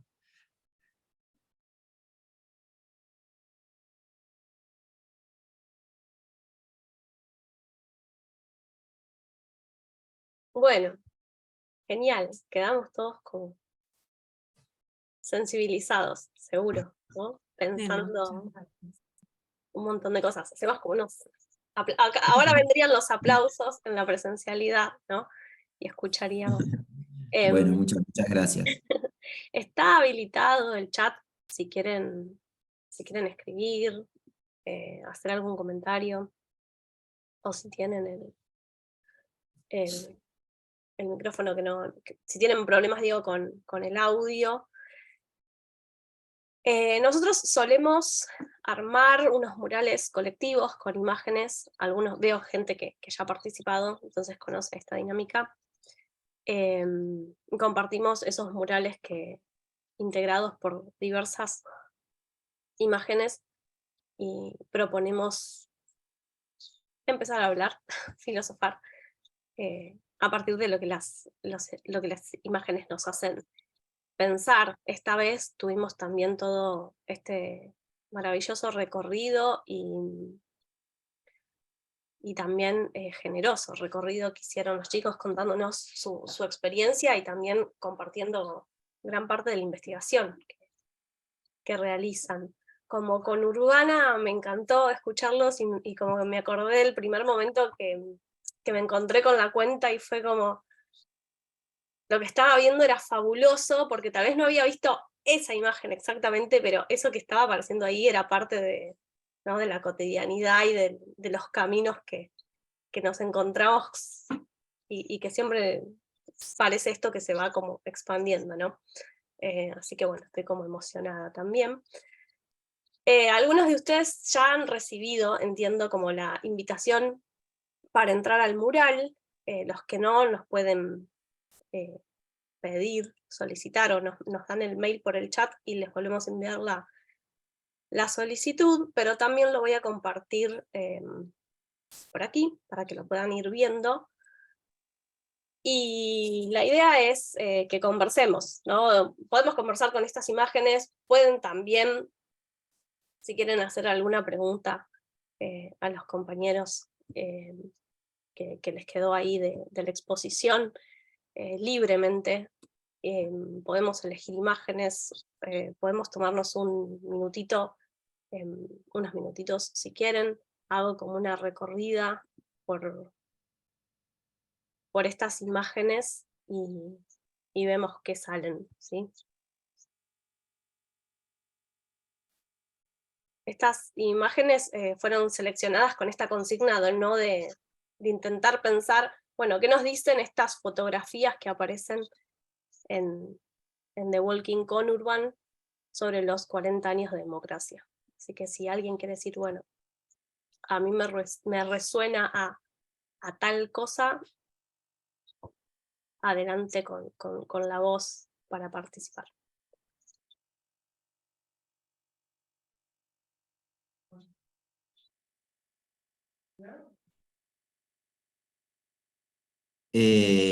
Bueno, para continuar con un poco con el uso casi monopólico de la palabra, algo que decía Aldana y que me parece que, diga, a nosotros nos aparece mucho con la interacción con la gente que sigue la cuenta, tiene que ver con algo que vos mencionabas, y es como el redescubrimiento de lo cotidiano.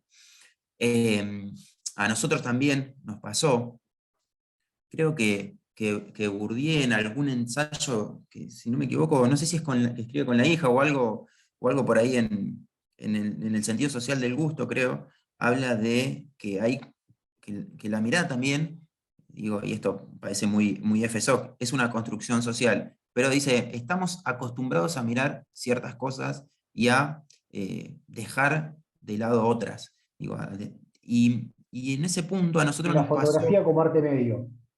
Claro, sí, pero ahí lo que digo, lo que rescatamos es que a nosotros nos pasó esto, de que lugares cotidianos a los que íbamos recurrentemente, cuando invertimos o cambiamos la mirada sobre esos lugares, comenzamos a verlos como potencialmente poéticos o llamativos o atractivos. Digo, damos siempre el mismo ejemplo. La estación de Berazategui, a las 6 de la tarde, con la caída del sol y las chimeneas de revolver de fondo, son una imagen que bella, poéticamente bella, puede ser parte de una etapa de Pink Floyd, puede ser, digo, y era algo cotidiano. Y eso nos pasa mucho con los usuarios y usuarias que nos dicen, che, eso está a 3 cuadras de mi casa, nunca le di pelota, ¿no? Y eso también habla, es algo que dice mucho Guille, de una ausencia del rescate de la iconografía del conurbano bonaerense. El conurbano bonaerense está lleno de iconografía, pero no está valorizado, si se quiere, como tal, ¿no? Digo, parece que la iconografía está centrada en Cava, y también esto se lo roba a Guille, que es como para disputar sentido sobre esos objetos. Digo, nosotros el puente de transbordador lo conocemos como el puente de la Boca, no como el puente de Doxú, que está en la otra mitad, digamos, no es el puente de la Boca. Entonces digo, eso que vos decías, Aldana, aparece mucho en como esa revalorización del territorio cotidiano. Sí, y vinculado a esto que dice Diego y que se decía más temprano también, que lo decía Pablo, ¿no? Que tiene que ver con la iconicidad. Una foto en Capital Federal, posiblemente uno la pueda georreferenciar y ubicar muy fácilmente. Si bien hay algunos lugares que son muy parecidos entre sí, uno la podría ubicar muy fácilmente. Una foto en algún lugar del conurbano, uno la puede poner en cualquier lado. Y eso es lo que también termina trabajando sobre esa identidad o esa propia identidad, que cuando uno se puede confundir, uno se empieza a parecer también, porque no sabe dónde termina lo propio y dónde empieza lo ajeno. Y en este sentido, creo que la falta de iconicidad también puede jugar a favor, porque una foto en Berazategui puede ser, o una foto de Berazategui puede ser pensada como una foto que está sacada en José León Suárez, o en Moreno, en lugares que son distantes, gente que no se conoce entre sí, y se confunde, porque ve lo propio reflejado en otro lado. Eso es lo que de alguna forma también termina cuestionando una mirada identitaria que empieza a aparecer del conurbano. Y por otro lado también habla de que el conurbano no tiene lugar para el inverosímil. Posiblemente, yo le podría decir cualquier cosa sobre el conurbano, y puede ser verdad o no, pero es creíble. ¿Sí? Si yo les digo que una ballena encalló en un arroyo del conurbano, ustedes me pueden creer o no, pero pasó de verdad. Y es posible. No suena a mentira, suena a verosimilitud.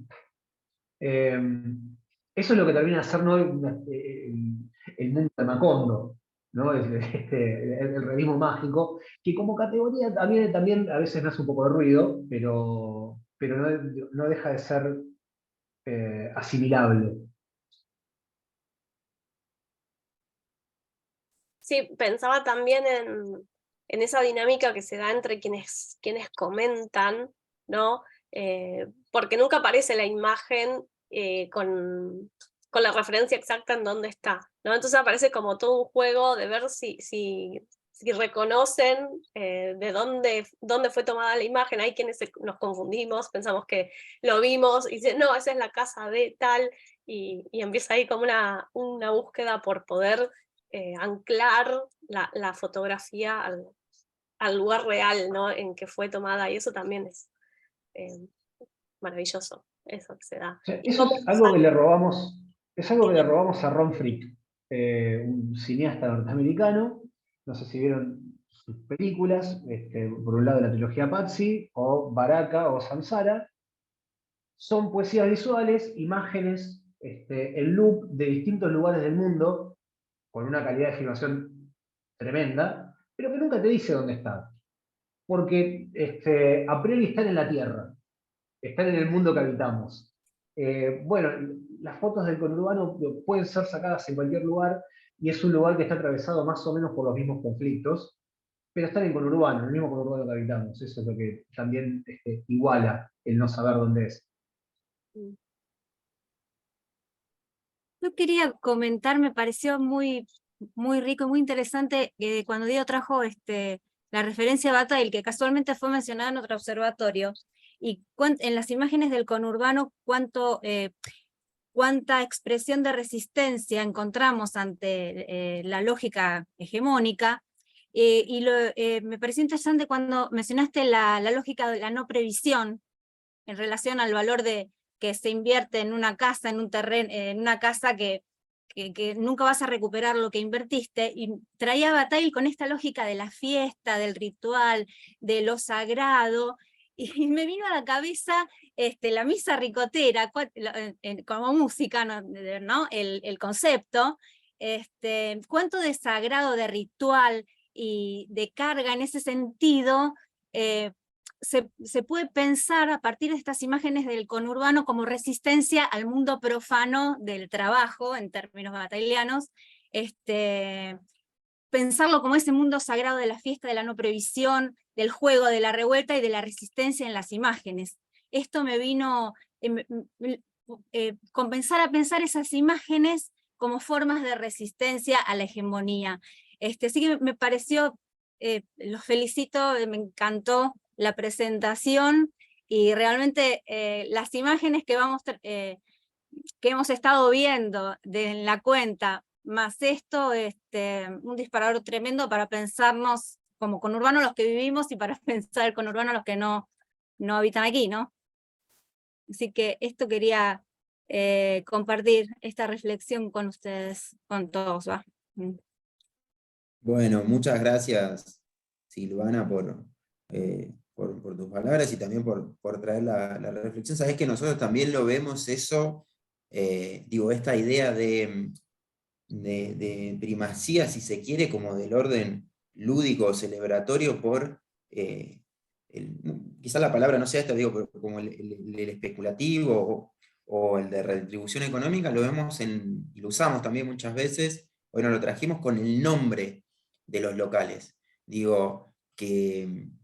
Que ya por su propio nombramiento ven limitado su crecimiento. no sé si se entiende, digo, alguien, ahí ponele, hay una verdulería que se llama la banana mimosa. Bueno, digo, es una frontera, ¿no? Digo, posiblemente mucha gente le diga a la hija, dijo, no, no vayas a comprar ahí, qué sé yo, mejor anda a otra verdulería, pero hay como una idea de esto, de que lo lúdico prime por encima de lo que debería ser, el deber ser.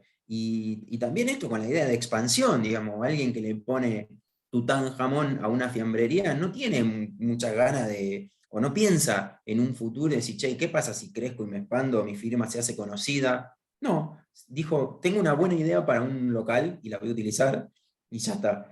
Digo, y aparece un montón eso, aparece un montón el orden celebratorio, lúdico en el conurbano también, y perdón que me extienda también, algo que veníamos notando con Guille, digo, está ahí, es palpable, digo, con los tachos de basura, la gente empieza a hacer tachos de basura con forma.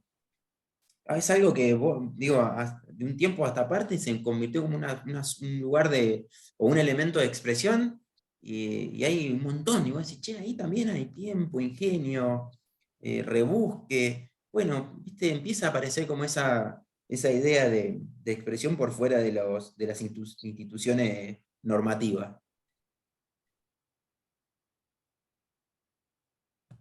Respecto. ¿Se escucha por ahí todavía? Porque, ahí está, porque me quedé sin batería en los auriculares, así que voy a hacer todo por acá. Los tachos de basura también son muy interesantes, pensados en clave marxista, por ejemplo.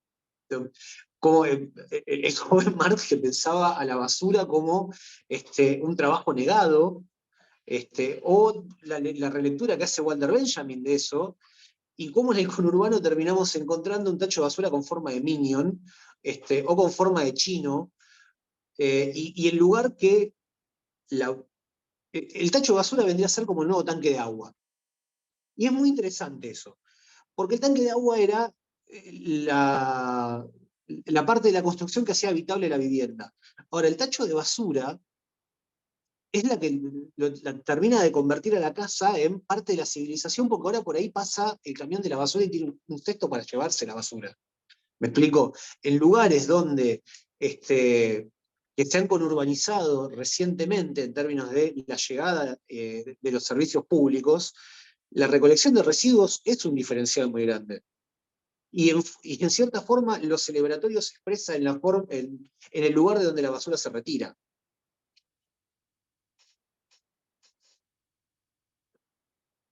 Todos callados. ¿Qué pasa? Claro, y esto de también dedicarle, en relación a hacer el cesto de basura con formas artísticas, o bueno, dedicarle tanto tiempo, también esta lógica de la no previsión, en el sentido, bueno, por dedicar el tiempo, un tiempo que no es Un tiempo capitalista. rentable, claro, un tiempo no capitalista en el sentido que no utilitario. Utilitario por la función, sí, bueno, de decorar la casa o lo que fuera, pero que no va a rendir dinero ese tiempo. Así que también hay resistencia ahí, ¿no? En esas imágenes, mucho para decir, con el tema de la no previsión y de la resistencia allí.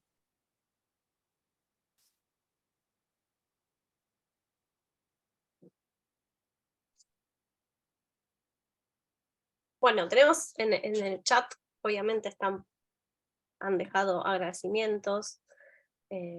Estas imágenes son muy propias, muy nuestras, hablan de cómo somos. Al verlas reconocemos nuestra identidad conurbanense. Muy increíble todo, fabuloso, tremendo y hermoso, muy bueno, excelente, bueno, todas expresiones de agradecimiento, ¿no? Y para destacar el trabajo. Si alguien tiene ganas y quiere elegir alguna imagen y decir su apreciación, los invitamos, nos quedan pocos minutos, después nos escriben que se quedaron con ganas de decir algo, así que aprovechen ahora.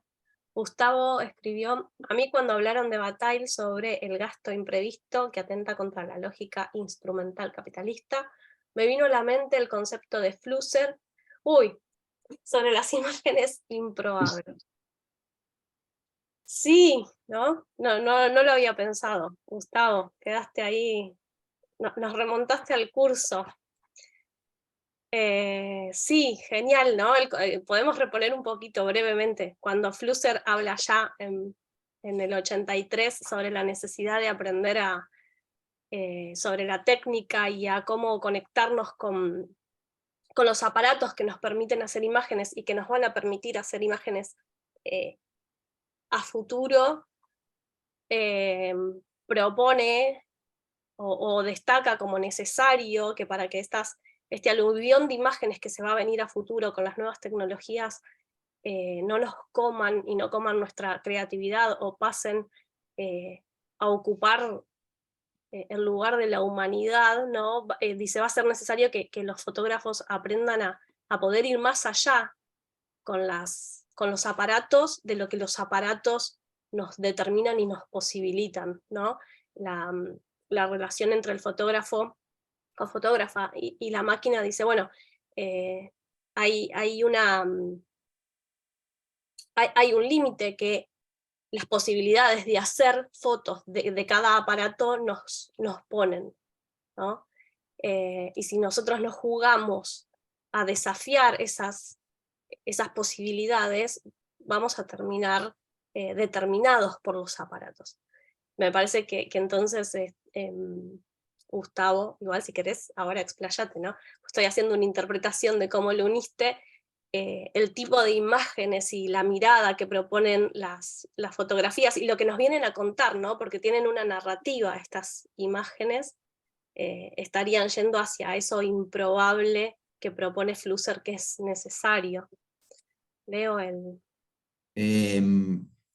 Sumo algo de charlatán, digo, a mí me da vergüenza porque hay gente formada y No, charlatán, pero digo, me hizo acordar, digo, no conocía el concepto, no lo conocía, pero sí me hizo acordar un poco a cierta lectura heideggeriana sobre el uso de la técnica y los límites del uso de la técnica, y yo esto se lo robo a Gustavo Varela, un docente de la UBA, que siempre traía la imagen de que él decía que él veía en Jimi Hendrix un tipo limitado por la guitarra, digo, por el instrumento, por la técnica, que necesitaba más, y no había más que eso, y necesitaba como una guitarra gigante, y digo, me parece como que está buena esta idea también, digo, porque nosotros, nuestro Instagram es producto de el desarrollo técnico científico, y el acceso y la circulación se da gracias a eso, y también es desde otro punto de vista, complementario quizás, es también un límite,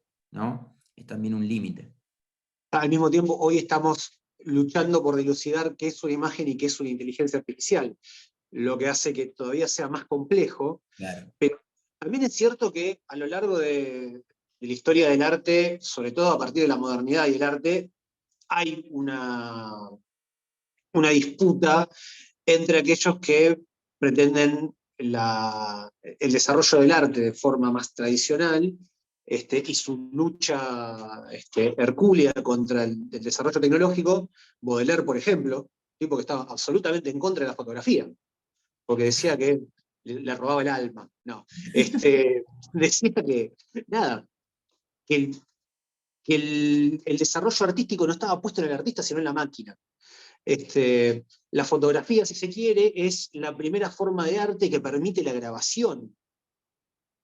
La grabación en tanto formato físico-papel, pero luego, a partir de la experiencia fotográfica, va a aparecer la experiencia fonográfica y la posibilidad de reproducir una obra musical, que hasta ese momento no podía ser, y eso también hace que, de alguna forma, queda más accesible.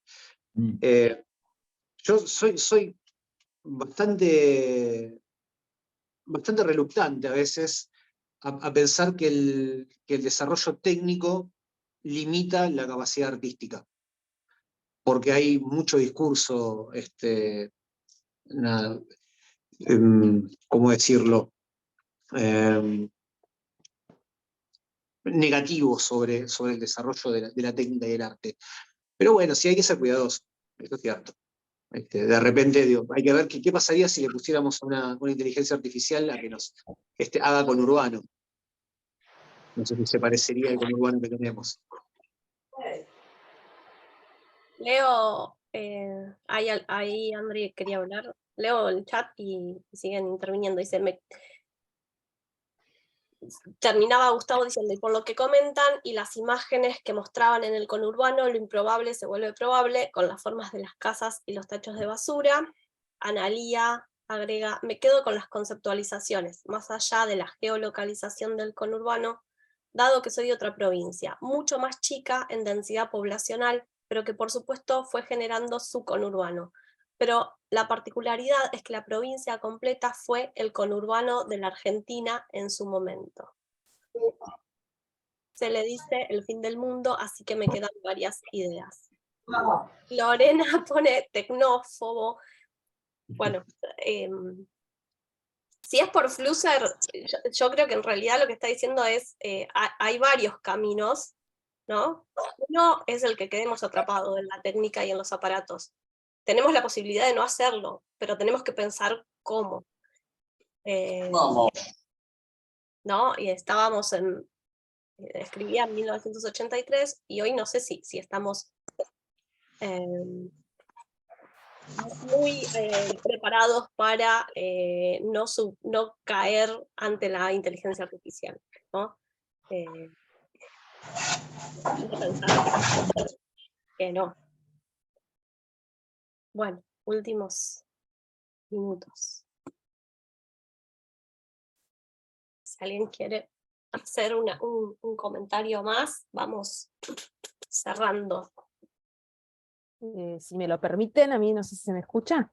¿Se escucha? Bueno, primero, como van a hacer ustedes, seguramente agradecer este espacio tan valioso, en el cual han contribuido mucho los chicos, que la verdad que lo que hacen es fabuloso. Acá en casa somos fanáticos, ultra fanáticos, y se disfruta mucho, y a mí lo que me parece es que la riqueza del espacio es, primero, que todo lo que sucede, la realidad supera la ficción, y es fabuloso.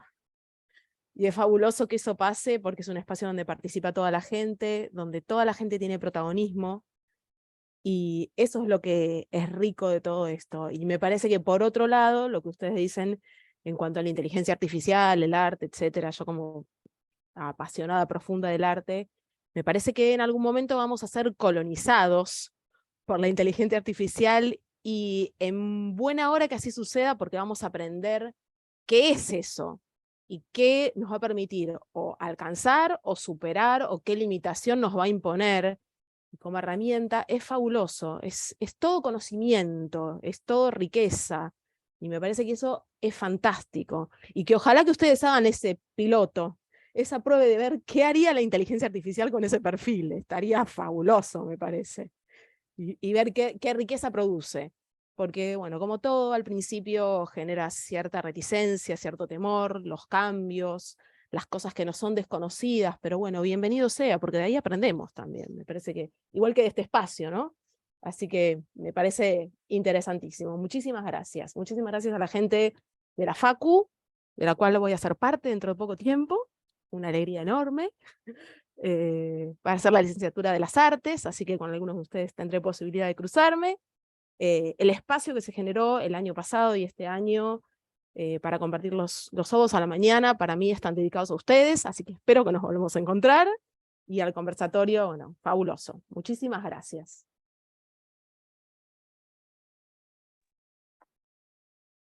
Bueno, ¿qué tal? Bueno, gracias Diego y Guillermo. Yo quería hacer una pregunta, ¿no? Que, digamos, como seguidora del perfil, nunca colaboré, pero una de las cosas que me parece muy interesante es esa unión o esa entre la palabra y la imagen, ¿no?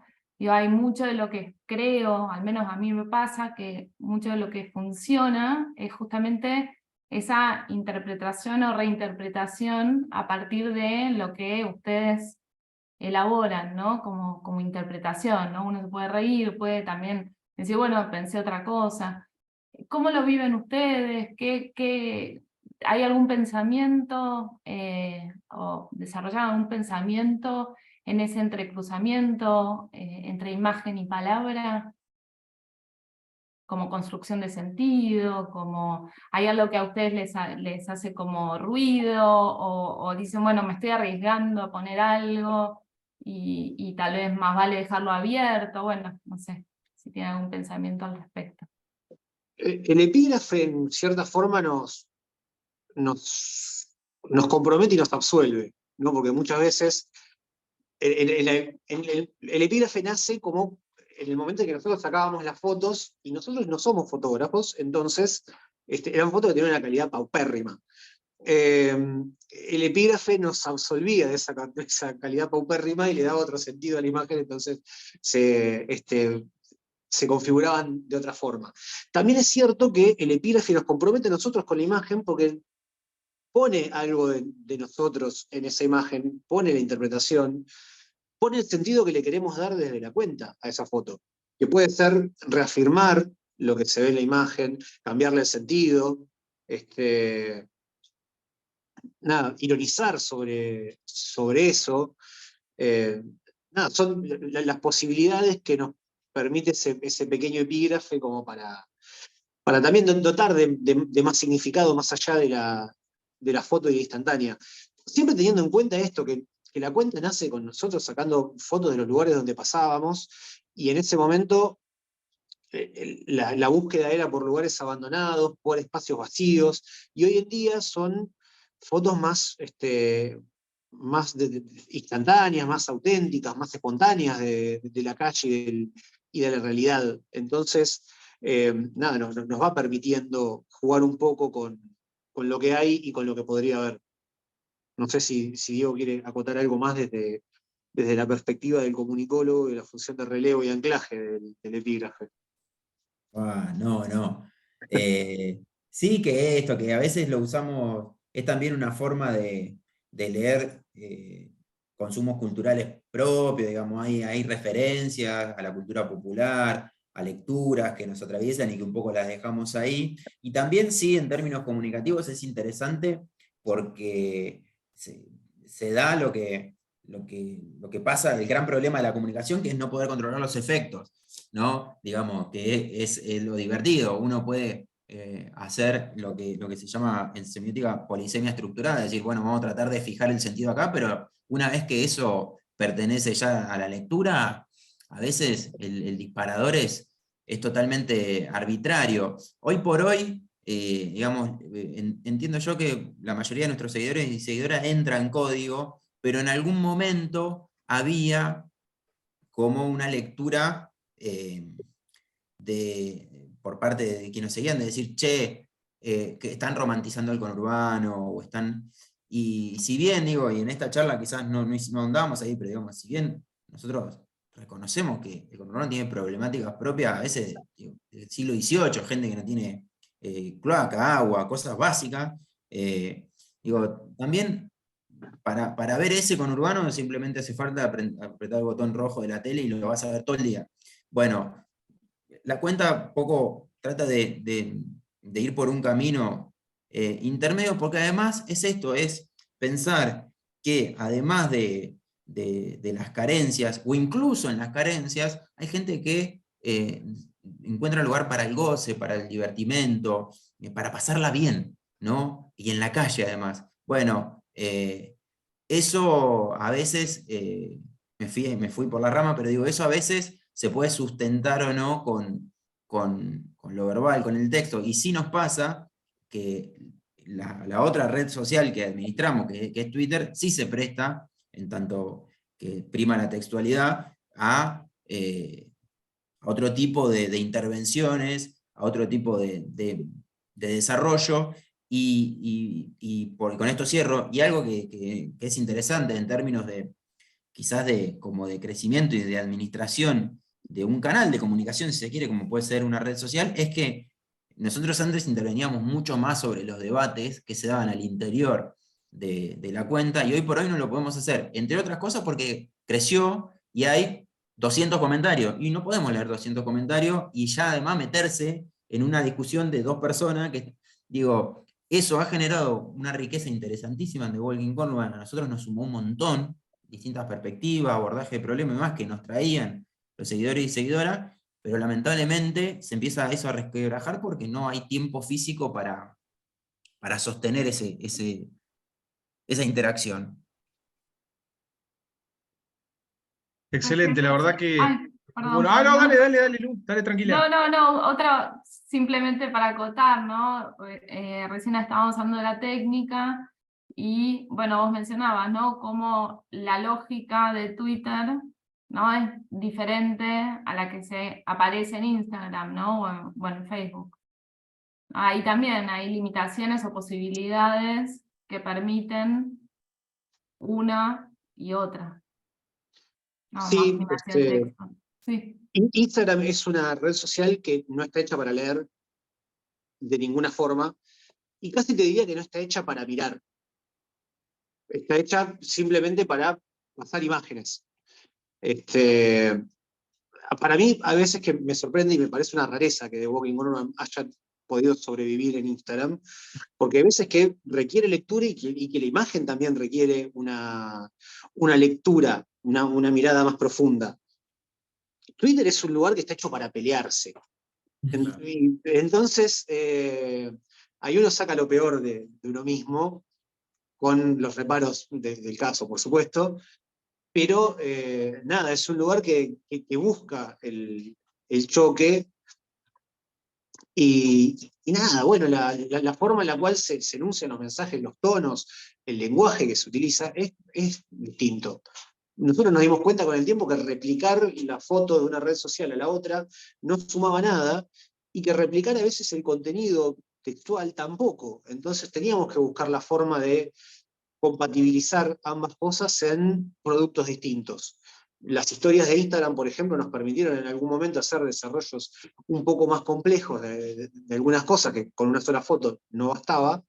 Y en Twitter tuvimos que también desarrollar formas distintas de hacer esa misma narrativa, pero con un texto mucho más estático, que no se mueve solo, sino que se mueve al ritmo del lector. Nada, sí son mecánicas distintas de interacción.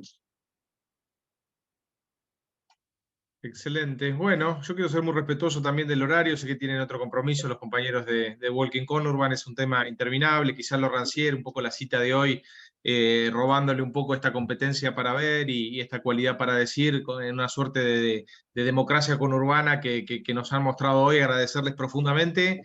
Y bueno, despedirlos, agradecerles el espacio a los participantes y a las participantes que son fieles seguidores e interesadas en la temática, y filosofar y observar, filosofando un viernes a esta hora, la verdad que es gratificante y me parece que nos empodera, y en la práctica es en la praxis filosófica donde vamos a encontrar las respuestas para todo esto que estamos viviendo, así que me parece que ha sido un espacio profundamente enriquecedor. Agradecerles de nuevo a Guille, a Diego y a todos los participantes, y bueno, a tomar un vinito, arrancar el fin de semana, y nos estamos encontrando en la próxima. Agradecerles profundamente.